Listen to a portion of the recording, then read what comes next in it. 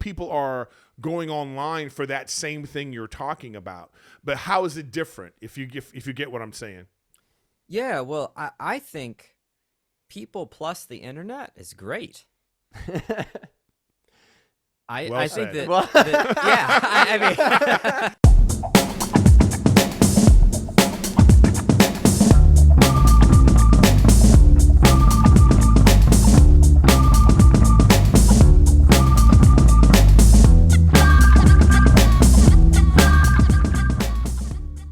Welcome back. What's up, everybody? How are we doing? We got a big one, and it's going to be a long one, so we're going to get right into it. But, any updates before we even get in? Because we have a great life coach specialist. He's big on TikTok, big on the internet. Matthew found him. He's moved Matthew, so I knew we wanted to talk to him. So we have him here for you. So we're going to get to that right away. But, what's going on? Nothing much. My love life is very weird. What is that? You doing that face again? I might have some updates for y'all next week. You know what I'm saying? Nice. Maybe one day that person will be sitting right here, right there, next to Matt, and I'm going to be over there. All right, well, enjoy this interview with Josh Terry, the legend. Everyone, please be sure to check out his website at practiceofpurpose.com. We're going to be talking about all that in it as well. So, yeah, enjoy this, everyone. I know we don't say this enough, too, but make sure you check out Matthew on his social media, at Matthew Espinosa. I'm at Erik Griffin. Sign up for Gen to Gen. Follow us on all social media platforms, and let's get going. This is the very smart and fascinating Josh Terry. What's up, Josh? Sorry about all the whole, getting all this figured out. This is our first time having a guest on Zoom on this set, so we kind of were figuring out all the kinks and all that. So No worries. You're good. Yeah, thanks for inviting me. This is cool. Of course, man. Yeah, I've been a huge fan of your content for a long time. And I swear, it's really weird, man. There's moments where I'll be going through problems in life, and then there's a specific video of yours that'll pop up on my feed of you, giving advice on that specific topic. And I'm like, wow, the universe is great. Either that or the algorithm. One or the other. Yeah, or they're listening to everything we say, and they're like, you know what, you had a question about your purpose, and Josh just made a video last week on purpose, so here, Matthew, here's your video on purpose. Well, I almost feel like they listen. I feel like if the phone listens, if you mention Madonna, just you're talking about Madonna, then you get in your car, and Apple Music is like, that first song. Yeah, you want Madonna. You're like, wait a minute, were you listening to me? But before we continue, because I love this conversation we're having already, welcome to the podcast. Yes, welcome to the podcast. To everyone who might know or not know, this is Josh Terry. He's writer, teacher, life coach, and actor who has gained over 1.3 million followers on TikTok by sharing videos in which he reads, about advice, talks about existential things, and offers motivation to his audience. His Josh Terry Plays account on TikTok has already amassed over 20 million likes. Woo! Be sure to check out his community at right now while we're here. Check it out. I'm going to put it in the description. Practiceofpurpose.com. He's building a community of a bunch of like-minded individuals where, they're learning about themselves and talks about a lot of important things that people need to be hearing about. So everyone, big round of applause for Josh Terry. Welcome on the show. Welcome. Thank you so much for having me. I really appreciate it. That last thing I gotta double check. Did you say actor at one point? Are you not an actor? That is one I am completely terrible at. That is not my talent. All the other ones, absolutely. Okay. Acting, but you do like acting. You're just saying you're not good at it, or you just don't do it in general. No, I don't. I don't touch it. From? I got it from Google. That's what on Google you asked to get. You know what I mean? I did, but it said one of the things said actor, and I was like, oh, cool. On my Google it says lion tamer, but that's not true either. That's accurate. That's accurate. I have seen you tame some lions. Yeah. Okay, I have a question just off the jump. When why do you think it resonates with people so much to hear advice that they can relate to? What is it that you think is the thing that really touches people the most with what you do?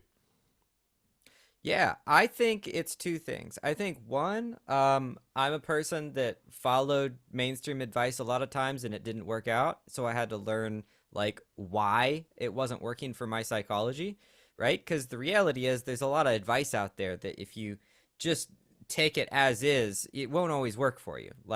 one piece of advice that is really common these days is something along the lines of never be aggressive ever. And if you're a nice person, that's actually really terrible advice because it'll just turn you into a doormat. That's advice for people that are super aggressive, right? Gotcha. So there's a lot of Ooh. advice that you can pick up in the world that if it's meant for a psychology that's different than yours, you're going to struggle. So I think that's one reason. And then the other reason is I think that we went through a time period where, we had this expression, don't judge, man, right? And Mhm. it was just like a common expression is like let things be as they are. And I think we've come to a point where we realize that's a really, really bad idea. And I think what we want is we want harsh judgment without shame. And so that's what I try to do is I try to make a call. I try to say, I think it's supposed to be this way. But also, it's okay that we're not that way. It's okay that we haven't quite figured it out yet, right? So I think those are the two of the things that are resonating right now. And, it's hard to tell because it's the internet, but I think those matter. Do you find that because of what we've gone through in the past 2.5 years of this sort of isolation, this sort of fear about COVID and misinformation and all that, do you find that people are more in need now more than ever of sort of like a really specific individual coaching and advice? I think so. I mean, we pressed pause on Earth, right? That's Yeah. that's pretty much what happened. And that had side effects that are unimaginable, one of which is we destroyed all communities. And a large portion of our learning doesn't come from the exact information that we soak up, right? We don't go to a textbook and soak up a piece of information and go, okay, I'm going to go apply that to my life. That's not how a lot of our life lessons come. A lot of them come from the people we're surrounded by. And we just stopped surrounding ourselves with people. Yeah. And yeah, That's a good way it's to put it. incredibly dangerous. Yeah. It's one of those things where we don't know what risks we just took. And why do you say it's incredibly dangerous? Just for, the audience, because we have a lot of young listeners, why is that dangerous in your opinion? Because a lot of our life we go through it on autopilot, and that's managed by our relationships, right? So our relationships tend to keep us in line a lot of times, for good or bad, right? So like there could be a scenario where you're the talented kid and you got a group of 5 friends, and because they're not as talented as you, they kind of keep you down, right? That's a negative version of it. But then there's all of these positive versions of it where there's a couple of fundamental pillars that we need in our life, like work and relationships and health and fitness, just a couple that we need very, very much. And the people that we're around tend to reinforce those things, right? So like if you're around other people that are exercising, you're going to exercise more. If you're around other people and you start talking crazy, if you will, right? You start getting some negative loop in your head that's going to make you feel really bad about the world. If you've got a bunch of friends around you, they'll knock you out of it. They'll go, hey, hold on. Like, I don't know if the world's actually that bad. But if you aren't surrounded by that, then you won't have a chance to break out of your negative loops. You won't have a chance to spot when you're doing something dumb. And, other humans are the thing that make that possible. Okay, I know, Matt, you got somebody. No. Yeah. Hey, I I already know I got some questions. Yeah, so but if you got some questions, hey. because I have this is so the irony of what you're saying right now is the fact that the internet and the online community, that mess is that the same, or is that or how is that, say, dangerous or not dangerous, or how is that, how can that positively replace the community? Because I think people are going online for that same thing you're talking about. But how is it different, if you get what I'm saying? Yeah, well, I think people plus the internet is great. Well I think said. yeah, I mean, And we'll move on from there. I get you because, but because like I say, the irony of it is like you're a life coach that's online and you have a big community now and you're giving people advice and stuff like that. So like that's an outlet that people have now. The people that don't have anything, they're going to you. And what I'm saying is like, but that some of those negative things you're talking about is also right there on the internet. How can a young person who's trying to figure out like what's their community or get the good advice or get influenced by someone such as yourself on the internet, but how can they differentiate between the good and the bad, quote unquote? I got you. Yeah. So let's unpack this. So one, the reason why I said what I said, I think that people plus the internet is good, is if you try to replace your at-home life with the internet, I think that's incredibly dangerous, right? If you try to, just outsource all of your social influences, educational influences to the internet, I think that's super dangerous because the real world still provides crazy amounts of feedback that you just can't get any other way. And I'm talking about experiential things like the senses, taste, smell, touch.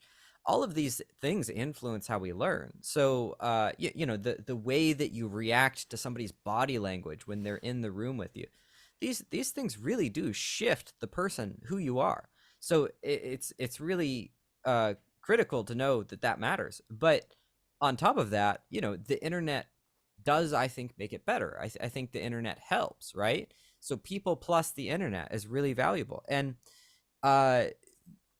there's something you said of like how does one sort through what's online and find good influences? How does one sort through and benefit as opposed to get harmed by it? Well, I think I think a lot about this principle of learning, which it plays on a common piece of advice. So the common piece of advice is question everything, right? Like that's you've heard that phrase, right? Yes. And there's a piece of wisdom in that, but then there's also this other thing, which is belief is one of the fastest ways to learn. And what I mean by that is if you put your faith in something, then you'll soak it up faster and you'll absorb it and you'll learn a skill and you'll move faster, right? So I was a music teacher. If a student thought that I was amazing and just wanted to believe everything that I would say, they would progress faster than if they went, hey, well, why are you telling me to do this? Why are you telling me to do that, right? Because I was a good source of information for that thing at that time for that kid. And so what I think we need to do is we need to learn how to put absolute faith in something for a momentary period of time in order to absorb it, and then step away from it and question it. And if you do this, I believe that you can find amazing influences online. So what I mean by this is if you see somebody online that you think might be a good influence, take what they've said and just take it at face value and go, okay, this must be the way it is. I'm just going to integrate this as fast as I can, and now I'm going to go try to apply it unthinkingly in my own life as best I can. And then you want to stop and go, well, okay, did that work? That's where the question everything comes in, is did the application of that knowledge help me, right? And if you do this over and over and over again, pretty quickly you start to get a feel for what is a good piece of information and what is a bad, what is a good influence and what is a bad. And you get 2 or 3 people online that you think are really good influences, you can start to look and figure out who they respect, right? And from there it gets easier, and you can start to find your circle of influence online by both this testing method of believe in something, go apply it, and then go ask yourself if it works, and then find the trusted information source and then see who they trust. Yeah, but you're saying that in a way that it sounds so easy, but what you've described to me is like how people get into cults. You know what I mean? It's like I think that Oh, yeah. the step that Oh yeah. the step that people forget to do is the questioning part. I mean, that's how I think what you're talking about is like why people say necessarily like follow the Kardashians in the way that they follow them, or follow like whatever social influencer person. The influencer part of it is just they stop. I think young people stop at that. They just go, I love this person, this person's right, I believe in everything, and then they don't do the other part of questioning part. The questioning part. Yeah. I mean, how do you You guys, we're 15 minutes into this and already we're talking about cults. Is That's wait. I want to know. So how long does it normally take for people to start talking about cults A half when hour. talking to you? It's At least usually an hour? A half hour. Like that's where it's supposed to come in. See, Eric, you're messing up, Okay. bud. Come on, Eric. I'm ahead of the game on You're- this. you're ahead of the game, Maybe man. because I'm older, so I totally like. I don't know how old you are. Can we ask? How old are you? I'm 32. Okay, well, see, there you go. Yeah. So it's like this is crazy because Matt just turned 25. That's why it's gen to gen. That's why I'm Excellent. 50.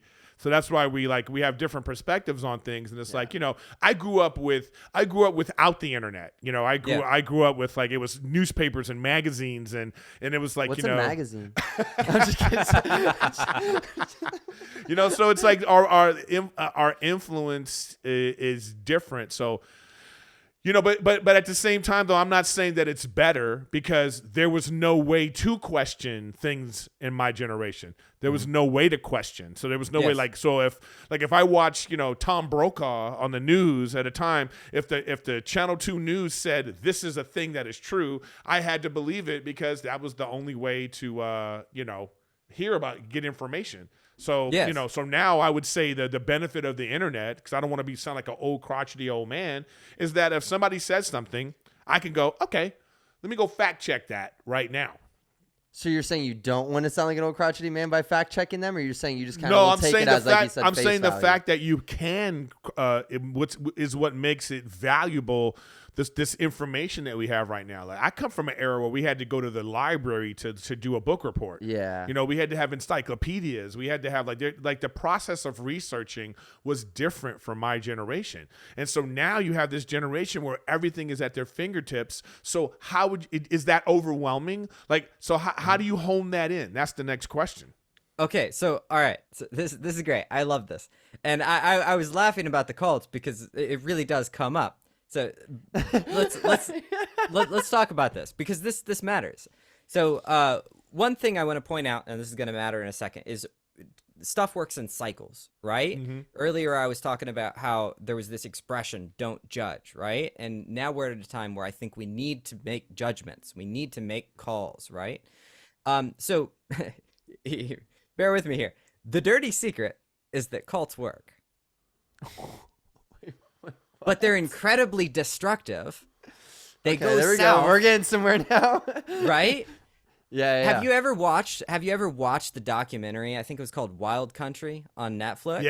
Yes. And I've watched their construction process. Yes. How yes. fast they did things. It was astonishing, right? Yes. So the thing about cults is they grab a piece of the puzzle, but they don't have the full picture, right? So they hack the system of belief, and that's incredibly powerful.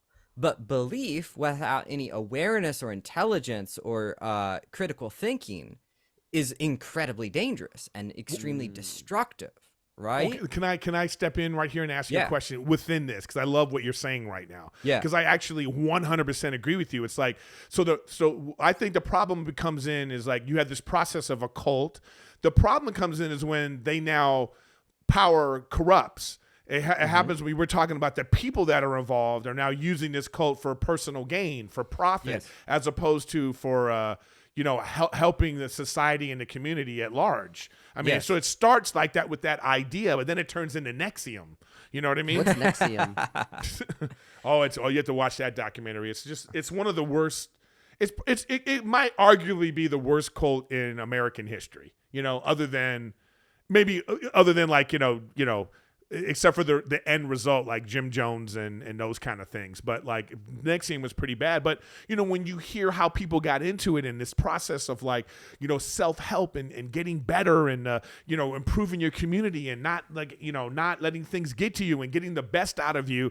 But then if the person that is using these techniques is someone that's trying to do it for personal gain, then that's where it falls off the rails. Yes. Yeah, you're absolutely right. So that's one end of the spectrum, right? If you just apply belief and you it's just full on faith, you get destruction from this sort of tunnel vision that happens, right? Yeah. That's the danger of that side of the spectrum. There's another side of the spectrum. So this is where the cycles thing comes in. So you were talking about her earlier, several years back, we didn't have access to the information that we had today, right? So we didn't have the ability to question as many things as we do today. And so we were going through a period where we really needed to question things, and we didn't know how, and we didn't have a way, right? And so now that is available. But what that means is that there was some lesson passed down, some advice passed down that was emphasized heavily. Hey, kids, question everything, right? Because don't make the mistake of your father, right? Like these are things that happen generationally, right? So kids now know to question everything. And what they have trouble doing is believing, right? Because what happens is if you question everything, if you don't question anything, you learn really fast, but you make stupid mistakes from tunnel vision. If you question everything, you don't learn at all. You learn really, really slow, and you make the mistakes that come with somebody that's not willing to commit to things, with somebody that's not willing to take a stand, not willing to test the waters based on some belief that something just might pan out, right? They're not willing to take those types of risks. So have faith is an incredibly important piece of advice. And question everything is an incredibly important piece of advice. But if you do either one of those full on wholesale, you're going to get extraordinary destruction. But if you balance them, they can be extremely helpful. So it sounds to me like you can apply that also to say like a relationship, where it's like, if it's time to think about like being in a relationship with someone, do you want to be this person? Well, I have to question everything about this relationship, or is like having faith in that relationship and trying to make it work, like being all in. Like is faith a decision? Like if I'm saying I'm going to choose to have faith in this, in this person, in my future significant other. You can say her name. We're not doing this. We're staying on topic. We're not doing this. Why do you think I brought this up? No, I know. I knew where you were driving the car. I knew the destination of this question. I knew it. So I took the wheel. Take the reins, baby. I took the wheel. Have faith and belief in this process. Go on. So you're saying more or less like faith is it more or less like a blind choice, or does it come down to faith, like you're choosing this faith based on questioning everything, or does questioning come before faith? Does faith come before questioning? You know what I'm saying? Yeah, it's a great question. And let's tie it to the word trust now that we're talking about relationships. Okay. So what if you don't know that person enough and you're still trying to figure out whether you can trust them? Yeah. So there's a really popular saying that trust has to be earned. Yes. I like to push back on that one. Ooh. Tell me why. I believe that trust is built. And but I would push back on that, saying that but I think when people say trust is earned, I think they mean the same thing, that you're building trust and that's how someone is earning it. Yes, but the semantics are super important on this. Okay. Right? So if trust is earned, then I am up on a pedestal. You must earn my trust. And in order to do that, you must bring a set of things to me that I believe will make you worthy of my trust. And then I will engage in trust. this has problems say that again? for so many Wait. reasons. That Well, really, what he's saying is like, I totally get this. I mean, the semantics of it is important, and you know, I've never thought about it like this, but it's like, if I say I'm earning your trust as a podcast host, I'm earning your trust. It means that like I'm already putting you in a position like that you're of like, you know, like you're better than me, or like, you know, or you're like on this higher plane, and I'm trying to, you know, earn it from you, as opposed to us building trust like together. Yeah. Oh, Yes.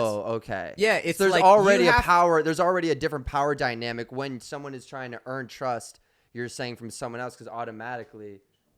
But sometimes in a relationship, you are earning trust back when, like, say you cheat, and now I'm trying to earn your trust. But do you stay, even in that situation, it should be a building situation? For sure. So, okay. So yes, you're right. Power dynamic. And I'm all for power dynamics. There's a lot of good and healthy ones, but this creates an unhealthy power dynamic. This is, you have to bring me a bouquet of flowers this number of times before I'm willing to do X, right? That's what earn implies, is this structure. Here's what build implies. Build implies there's something there. I like you. There's something, I've done my initial check, and there's something of interest here. Now, I am going to risk. I'm going to take a conscious risk, knowing that it could not work out, to give you the opportunity to be trustworthy. Now, what this does is it puts the other person up high. It's an act of leadership of saying, hey, look, I want you to be trustworthy. I think you can be trustworthy. I'm gonna give you an opportunity to be trustworthy. I encourage you to do so. And I believe that you will. And yeah, it's like, yes, there's no power dynamic because you guys are kind of both putting yourself in that scenario of like, hey, I'm putting you in this position of trust. So you know? it's And still I'm also a power putting myself dynamic. in that. Oh, it's wait, still a power dynamic, but it's an empowering empowering power dynamic. Yeah. You empower someone to be trustworthy, and you're going to be trustworthy. And it's not based on this end thing of like you said, if you give me X amount of bouquet, we will get Y. You know what I'm saying? Yeah. Yeah. Okay. And so to tie this back to learning, right? When I said like put absolute faith in information source or something, and then integrate it, and then step away and question it. That's what this is okay, this, I don't know, this martial arts instructor seems like he knows what he's talking about. I'm just going to do what he tells me to do. I'm going to do what he tells me to do for X number of weeks.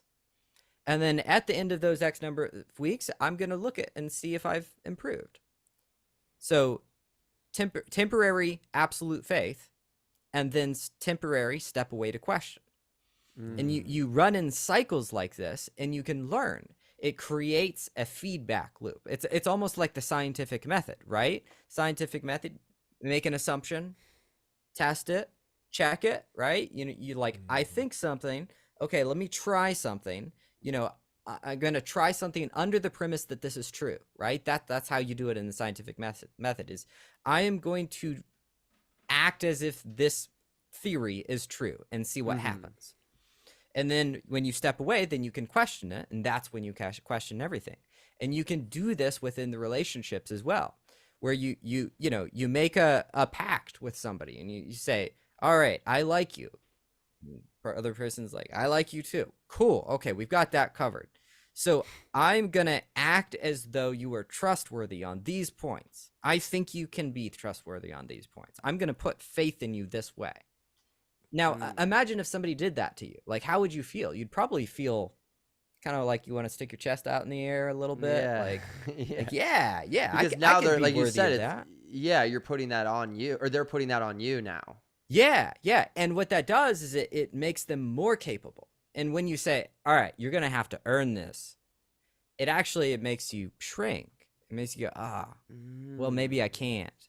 It puts you in scarcity, right? Yeah. So it's really important to switch it, to use this methodology of faith and then questioning afterwards. or checking afterwards, you could say. Yeah. But yeah, Yeah, it's yeah. interesting. In relationships, and it's in learning, and in so many other places. Wow. There you go. Now I'm learning. I definitely your need question. that. I needed that one for sure. You're already married. You're chilling for now. This is Yeah, but Matt and I have a lot of conversations after the podcast about his love life. So yeah. that's what it is. There's always a You're, powwow. you're doing that though, but that what he's talking about is actually very similar. So it's like Yeah, no, it's beyond fitting for my life right now. So Yeah, I'm it's just perfect. I love it. I'm glad this is a public conversation. Hey, Now, maybe not it only isn't the TikTok algorithm that's getting the right stuff to you. You know, it's just I'm learning, man. The universe is giving me, I guess, what I need to hear. It's funny. Earlier, we were talking about, with the pandemic and how we kind of have like, oh, whoever your friends are, I'll tell you who you are type, conversation. And how when that got taken away from us, like that physical touch, all that, these different types of things, and how you're saying now that's dangerous. For me, even prior to the pandemic and even after the pandemic, even though we're still in it, there's obviously levels to it. I think that I have a big issue of isolating myself. And so when someone would be like, oh, who have you been hanging around? Who have you been? Well, you are everywhere. Will you stop? It has me in this moment of like, I don't even know who I am because I'm not really around many people much. I'm not around enough people consistently. And I think you kind of hit the nail on the head by saying that it's dangerous to be doing that. So even, when we are able to hang out with other people again and all this stuff, and it's not as, intense, do you think that that's important to really be around other people, as opposed to just getting all your information online, getting all the advice online, getting this social, cup filled of ours online? Because I'm a big gamer, for instance, and there's moments where I'm like, I don't need to hang out with a lot of my friends. I just can play video games with them, even though they're 20 minutes down the road. And I thought that was okay because I am still socializing. I would always use that word socializing. I'm socializing online. That's why I love video games. Bada bing, bada boom.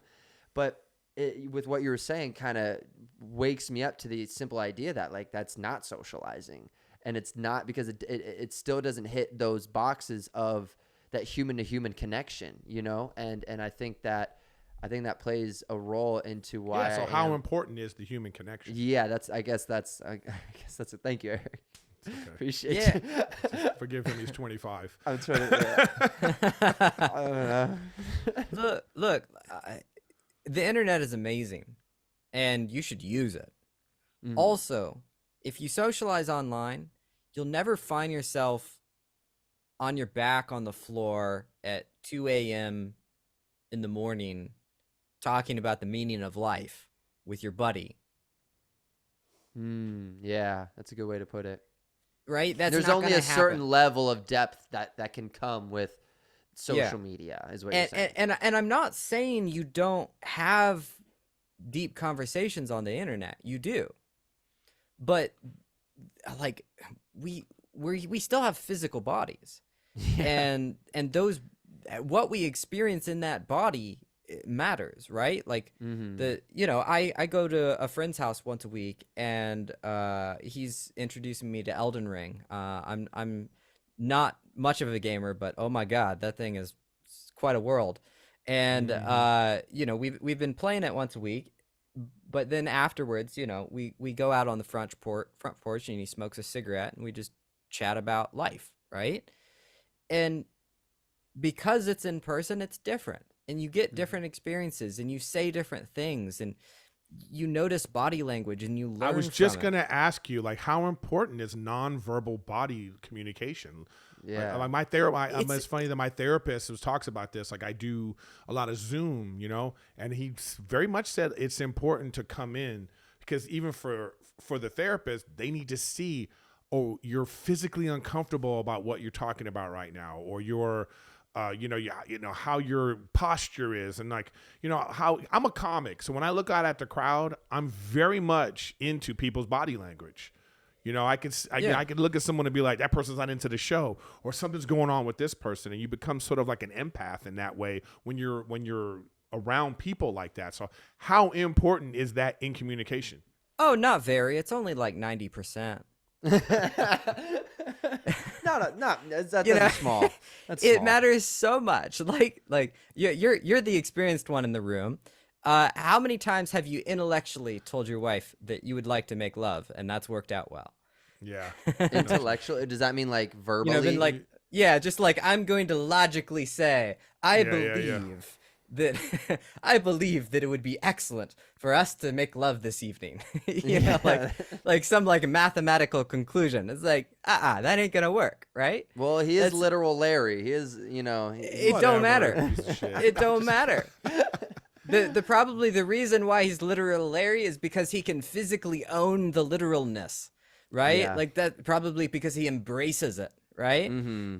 And it's the body language matters so much. I mean, the past year, most of my physical training has been around working on my posture because I know what posture communicates.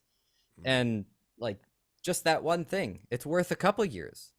Like Wow. it could make you $1 million what your posture is. It matters That's so much. true. And You know- it changes your friendships. It changes your conversations. Literally, if you like, try this experiment. Go to the grocery store and hunch your shoulders. Just hunch your shoulders, lower your head a little bit, tuck your chest in, and push that shopping cart. And then look at every person that you walk by and see how many make eye contact with you. And then go to the grocery store again and roll your shoulders back, lift your chest up in the air, and look people straight in the eye and see what happens. And you'll notice that you get maybe 60% more looks. And the looks that you get when you're shrunken, they won't be good looks. Yeah. They'll be bad looks. Mm-hmm. And the looks, that 60% that you get when you're upright, they'll be good looks. They'll be smiles. They'll be indications of interest. They'll just be acceptance. More people will get out of your way at the grocery store. They'll go, oh, excuse me. Yeah, that's interesting. I've actually noticed that whenever I'm in like, I just left the gym, I'm feeling confident, I got to pick up some stuff at the grocery store before I go home. I'm like, I'm on cloud 9 right now. Everything's great. And I'm just like, I got to get this bread. I got to get these eggs. People are like, yeah, no, go, man, go. But if I'm just like all lackadaisical, just going through the kind of the motions, like I'm the first one to be like, yeah, go ahead. Yeah, wow, that's crazy. So it's a lot of the micro or more macro things that people aren't fixating on. You're pretty much saying, like, even as simple as your posture. And I think that ties into another thing you were saying the other day on a piece of content. You were mentioning how breath work is such a massive thing that you wish they taught in school, because how breath work can get you out of so many scenarios or get you into good scenarios or whatever it may be, of just like understanding your anger, your emotions. It helps with your mental health, your just physical health in general, everything, you know? And so it's these little 1% things of just like better posture, understanding breath work, all these things kind of tie into that confidence, which breeds, you know, better things in life. Guys, drugs are so expensive and oxygen is free. I Good mean, point. really. And like, For you can now. literally, you can get yourself high from oxygen, and you're using all these drugs to do it, you know? So breath work is one of the lowest cost vehicles, the lowest cost and most accessible vehicles for processing emotional difficulty that exist. Oh, That's what what a breath work. sentence. Meditation breaths. I'm all about meditation breaths. I'm learning. Yeah, learning. In And- for 4, out for 6. there we go. Yeah, and if you just learn a couple and start practicing them, you can start to notice what it feels like. Mhm. And most of us discount breath work because we don't have a lot of awareness to begin with. And any practice like that, when you first start it, isn't going to be very impactful. It's going to be impactful after you've gotten good at it, right? Because that's how skills work. And breath work is a skill. It's not a pill, right? So you have to develop the skill. So if you try breath work thinking, oh, well, it's going to calm me down like an antidepressant will. Well, no, it's not, because with a drug, it's like, here's the pill, here's the chemical, it's interacting with your system, bam, done. With breath work, it's your entire psychology is engaged in it. Your entire body is engaged with it, and every aspect of how you breathe changes the things that you feel, right? But if you can just take on a couple of the exercises, you just Google them, like Wim Hof's awesome, Stan I was gonna Grof. say Wim Hof. Yeah. Yeah, holotropic breath work, super awesome. I mean, holotropic breath work was designed to replace LSD treatments when LSD was made illegal. You know, it's not light stuff. It's powerful. But you have to learn it. It takes a while to learn it. And you can learn these things, and then they can always be available to you. You know, you can get stressed at the airport and then moderate your breathing and be less stressed. You can have a job interview and be terrified and then change your breathing, and you can still be terrified, but you can deal with it. You can still be terrified, but just a little bit less terrified. Exactly. You know, on a smaller scale yeah. of this, it's funny you're talking about this, because last night, you know, I game stream, you know, and I was like, somebody in the chat said to me, I don't know why people play this game, because it seems like you would get a heart attack. And I was thinking about it as I'm playing Warzone, you know, and you're getting frustrated because all these sweaty players and this kind of thing. And I thought to myself as I'm reading this person's comment, and I thought, you know what? You're so right. Yeah. Like, in that moment, and I was like, and I took some breaths, you know, I was like, you know what? Let me take some meditation breaths before I play the next game. And sure enough, though, I played better than you played, bro. I be getting anxiety on like video games, because then you get in this cycle of just keep going out and dying, or keep going out and dying. So just taking a deep breath and taking it back. So I mean, I had a client that was a competitive gamer. He was a pro, and that's one of the main things I worked him through was breath work. I was like, okay, let's break down like what is your day like? What is your training routine like? And like this guy was good, and like he had a series of trainings that he did. You know, it's like I'm doing target practice now, and I'm doing this. I'm doing agility training, right? All this stuff, and it's like, okay, so like you do this many things before you even start a competition. He's like, yeah. I'm like, okay, you are in no place to do a competition. You're tight. You're stressed. Right? Yeah. You just spent an hour trying to, you know, pinpoint something. Perfect these things that you need to now compete in at a full capacity. Yeah. So we worked on figuring out how to step away from the game to do breath work temporarily, and then step back in, and then play in that state. And then, okay, once you get that down, how can you play the game in such a way that there's even cues to moderate your breathing? Like, you know, like, wow. This load screen, that load screen means you have to change your breathing. This you know, this strategy, it requires you to change your breathing, you know, and you can build it in. And I mean, this is what anybody would do at the Olympics, right? This is what anybody would do at competitive level sports. That's what I was actually about to ask him. Like, I feel like actual Olympians who are in these physical sports, or these like really physically enduring trainings, it's very what's it called? It's obviously tough for them. They're on national television, all these things. There's obviously levels to this type of stress. So it's funny you bring them up, because I was about to say, I was like, I feel like that's done across a lot of different sports, you know? Just online gaming is just new. And soon enough, you won't even be able to win without doing stuff like this. Like, because it'll get so competitive, because people will do it and they'll beat you. So then let me ask you this. Well, kind of like a full circle question, when we were talking about questioning and faith and all this stuff. Now, let's say I'm someone who's watching this podcast. I'm a 20-year-old, and I've been having a lot of issues with stress, and I don't know how to even start breath work, because I'm like, you know, I'm one of those people who's like, I can't even start meditation because I can't focus, or I can't do this. And like, I've gone through that exact issue before. So if I'm now sitting down to try this breath work, I've Googled it, I've done my research, I now know, okay, in for 4, out for 6, I do it again this many times. Like, do I go into that with this blind faith that it will work? Because like you said, it's a skill that you're not going to master right away. It's not a pill either that you can just take, the chemicals will interact with your body, and then bada bing, bada boom, you know, you're healed. So is that applicable to this situation where I'm going into it, I need to have this faith, and then do I question it later and how it's working, or am I, you know what I'm saying? Would that be applicable to this is what I'm getting at. 100%.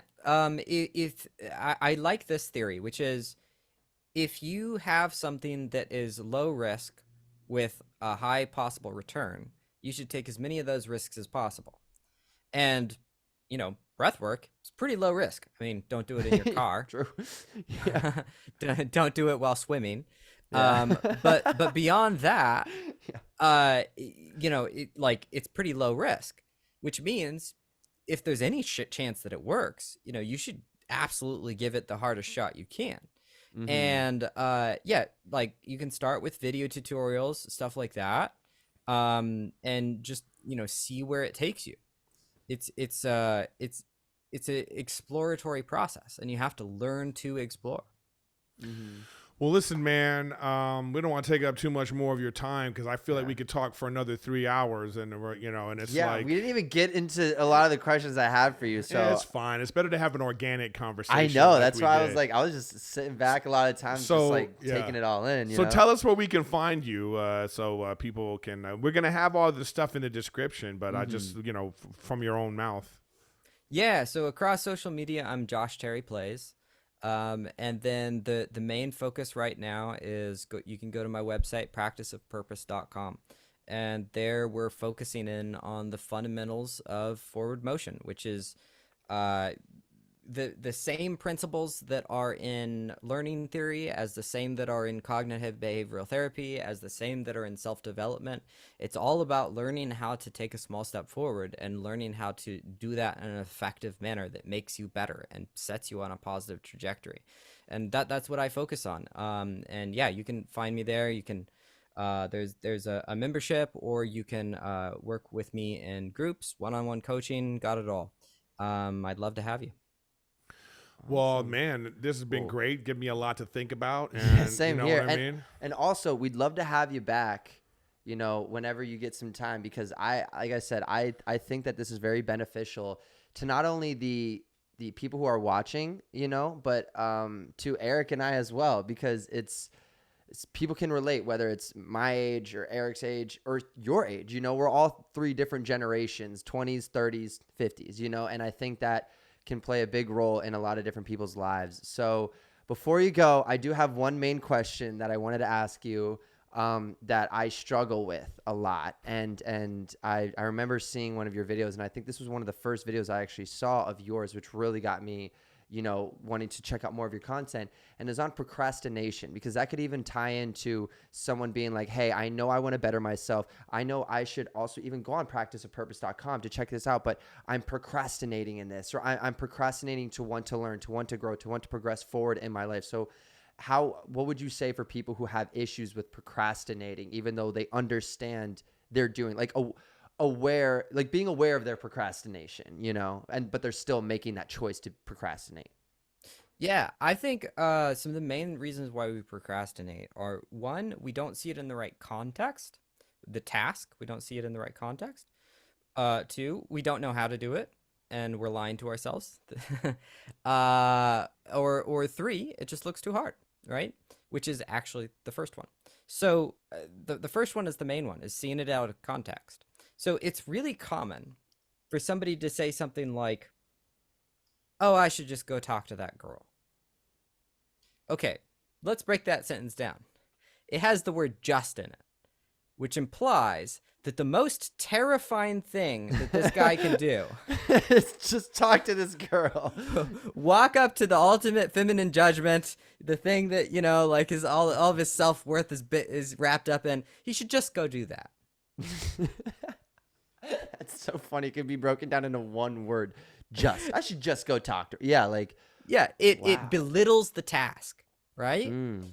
And somebody that is belittling a task that's immense is not going to do it, because they're going to do a little bit of mental math, and they're going to go, okay, well, if it's a just, then I should just put a small amount of energy into making myself do this.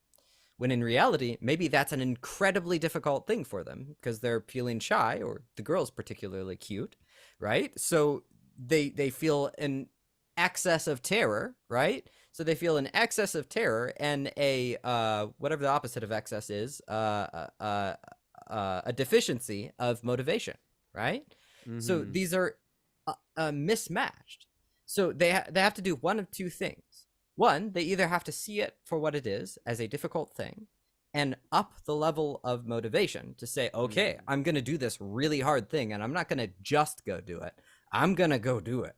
Yeah. I'm not going to like 10% it. I'm going to 100% it, you know? Yeah.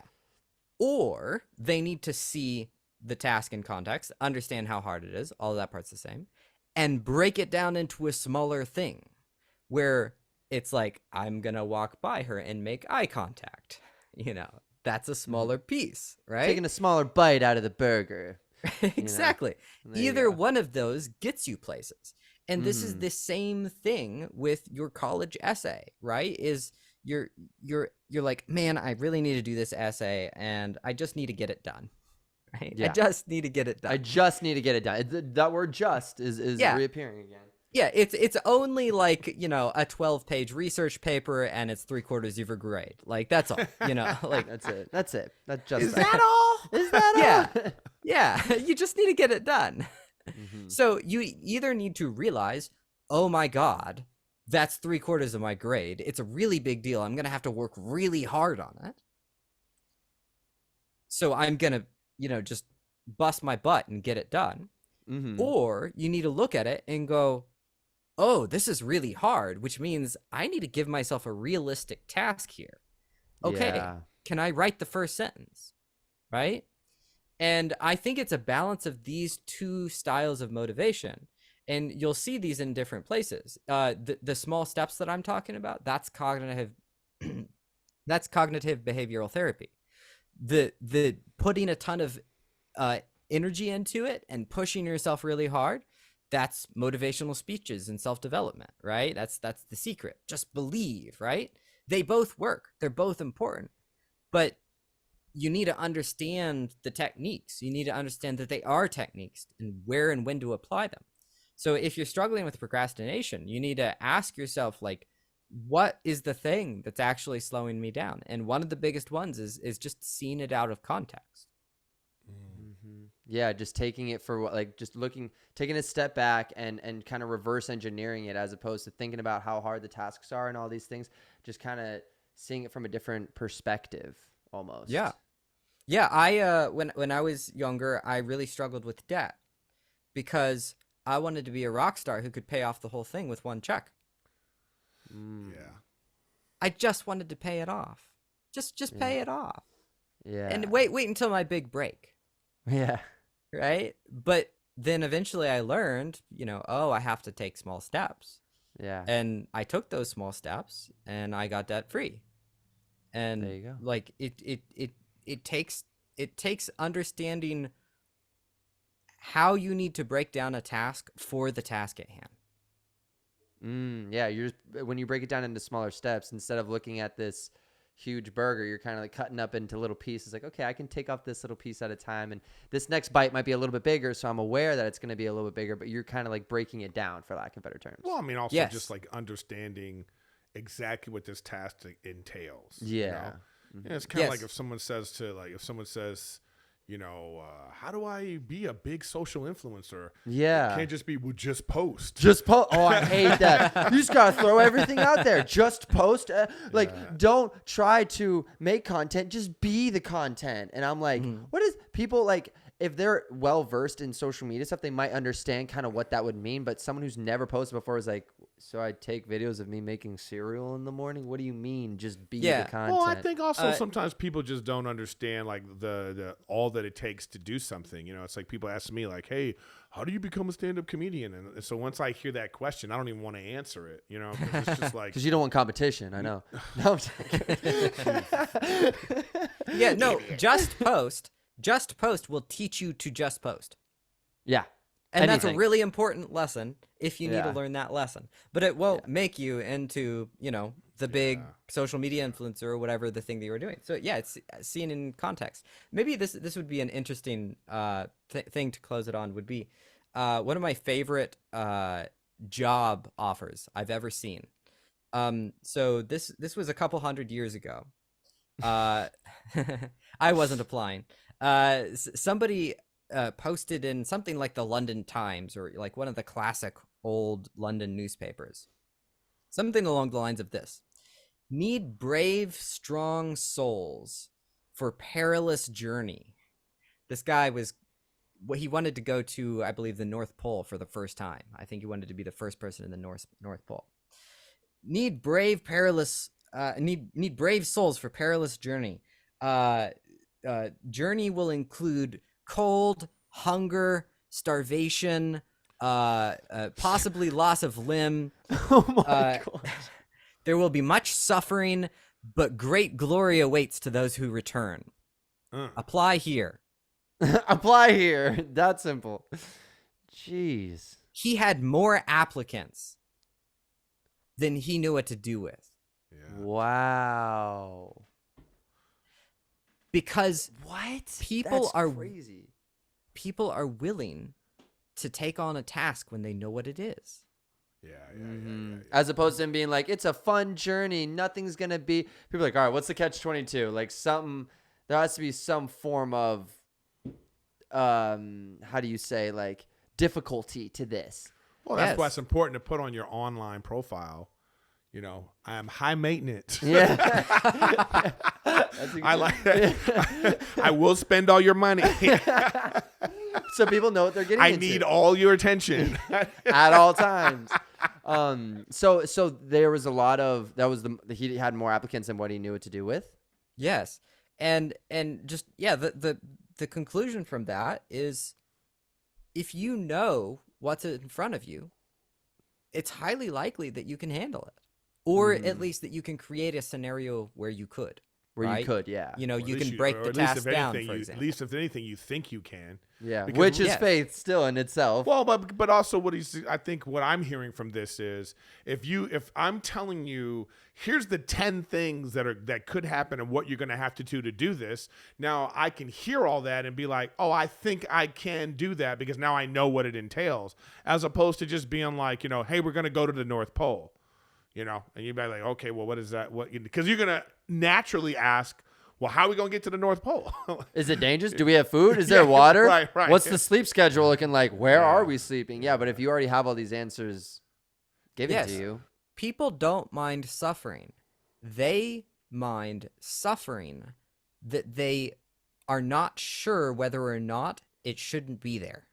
They mind suffering that is possibly avoidable. They mind. Oh, okay. So if they're already going with the mindset knowing they're going to be suffering, they're like, this is what I signed up for. Exactly. You know? And wow. Okay. Well, that's something to think about. I think we all should, you know, it's just like, I know our audience, you know what I mean? They're going to be, this is a lot for them. Bro, this was a lot for me. I'm sitting there and there's moments. this is what you I'm guys, saying. Bro, I'm sitting here. You guys are like going back and forth. I'm like, I'm still 3 sentences back. I'm like, you guys are on this part and I'm still at this part. And I'm like, wait, I'm still trying to fathom what you just said there. And Erik's like, I love that. And to go off of that, I'm going to talk about this. I'm like, wait, no, but let's go back and see what he just said. So I'm actually going to be replaying this for my own self. So, but yeah, I think that's a great part to end on, Josh. Thank you so much for jumping on. I might be hitting you up to be on my podcast, Riffing with Griffin. Which is like a Excellent. much more, you know, I think my audience is like, you know, Could maybe retain it. they're they're a little older, but you know, but anyway, I think that's important to get into discussions and like in the midst of the discussion, ask the questions, because I'm doing what you said is like, I'm having faith in your expertise and I want to, you know, keep going and like learn more and be like get your thoughts on this and then take this. And now I could be like, because I'm going to be applying what you talked about, what I took away from this. I'm applying about trust being built instead of being earned. Yeah, I like that. Yeah. So, but anyways, we Yeah. appreciate you being on the podcast, man, for sure. Yeah, And I Josh Terry, everyone. yeah, all of check his out- stuff will be yeah. in the description. check out all his stuff. And, Practices of Purpose. Is it Practice of Purpose or practicesofpurpose.com? Practiceofpurpose.com. I have it in my phone. I just wanted the to- practice of purpose. Practice. I like that, by the way. I really like that. Yeah. Practiceofpurpose.com. Everyone be sure to check him out. Thank you so much again, Josh. I really appreciate it. And yeah, everyone be sure to give this a big thumbs up like, all that stuff, subscription. And share. Yeah. Share, yeah. Thank you guys so much for watching. Thank you. Thank you, Thank you Josh. so much for having me. All right. Yeah. All right. Later, everyone. And that was Josh Terry, everyone. Yeah. Wow. That was a lot. Dude, I feel like I opened up a fridge of like information and I didn't know which piece of like I don't know if I wanted to make a sandwich. I don't know if I wanted to grab the milk to make cereal. That was the best way I can really describe it. There's just so much food in my fridge. I didn't know which one. Like, bro, Well, my brain is still like I know. So I hope everybody's fridge is full and go in there and start making stuff. But this has been a long one. So thanks for watching. Yeah. This has been Gen to Gen. Make sure you follow, subscribe, share. Go check out Josh Terry. Yeah, please. And I'm Erik Griffin. And I'm Matthew Espinosa, and you have watched another episode of Gen to Gen. See you next week. Bye bye.